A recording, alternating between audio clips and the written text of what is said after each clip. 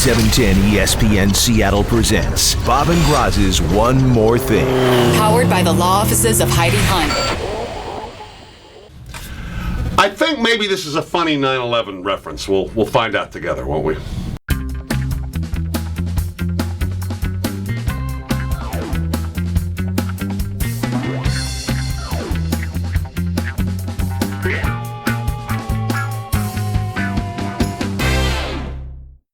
All right, Rockstar, you look a little nervous about this. I don't blame you. I don't blame you. I haven't seen much attached to 9/11 that's been funny. And I understand that. Normally you wouldn't want to go in that direction. But I noticed something yesterday, and actually read the story about the Jets-Cowboys game that kind of made me laugh a little bit. And mainly it's because, there's no one got harmed in the telling of this story. I mean, there's a couple of guys, one guy may be in trouble for doing something, but no deaths, nothing like that. So all right, let's hear it. I'm not finding humor in death or anything like that. I'm waiting to hear the humor here. Now, we all know because of Kevin Calabro's producer, Jessamine McIntyre, and maybe because of others, that probably the rudest, lousiest, worst-behaved sports fans in pro football are New York Jets fans.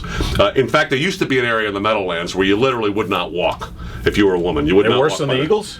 I'm telling you, it's beyond belief bad. It's I'll take your word for it. Fights, stuff like that. It's always been a big, huge deal. So obviously, last night, as the cap-off game for the NFL week, and 9/11 for the Sunday day, and it was emotional day. Every ballpark was emotional. At every game. Giant flag everywhere. Yeah, it's awesome. It was well done, by the way. Absolutely well done. Absolutely well done. And of course, as we would expect, that would come along with it heightened security. Mm-hmm. I mean, there was concerns. It's a crazy story about a plane being, having F-14s with it and going down because some people were using the bathroom too much. We were all kind of nervous yesterday, right? I think I heard that story. It's a very funny story, but that's for another time. But so we're all kind of nervous about it a little bit, right? Yeah. So I'm watching, now not surprisingly, in last night's Jets-Cowboys game, despite all these intense measures, there was a fight in the stands. Weird. There are always fights in the stands there. Now, Deadspin, God love Deadspin, happened to get I guess it was a guy's telephone video copy of the fight. The fight is going on, and during the fight, you see a guy doing this, and then guys doing it, and you realize that this guy on 9/11, with heightened security, in a stadium where you have more trouble than anything else, has snuck a stun gun in. He's got a taser? He's tasing people in the stands. I mean, how can you get in with a stun gun? I think as I read the story, they said they were probably too busy looking for, umbrella guns and things like that to notice that this guy walked in with it.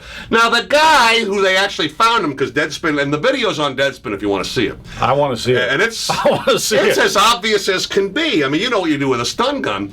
The guy gets up and runs off, and they caught him. He's 59 years old, from South Carolina, from Monk's Corner, is that it, South Carolina? He's a 59-year-old man. He's an angry 59-year-old man. Bringing a stun gun and then getting into a fight with guys at a football game. Now, was he just stunning people randomly, or he was in a dust-up? He was stunning Cowboy fans. That's not why I brought it up. It's not, but obviously that was the fight. So he saw a Cowboy jersey and said, "Here, look at you." I mean, it's the most unbelievable thing I've ever seen. Awesome. It's one thing to do it, but I mean, I'm thinking it's New York. It's New York on 9/11. If there's one place you're not going to be able to sneak something like that in, it would be New York. And it's a 60-year-old dude from South Carolina doing it. And now you're not feeling so good about the security. I was going to say, it feels like we're slipping a little bit. Just a little.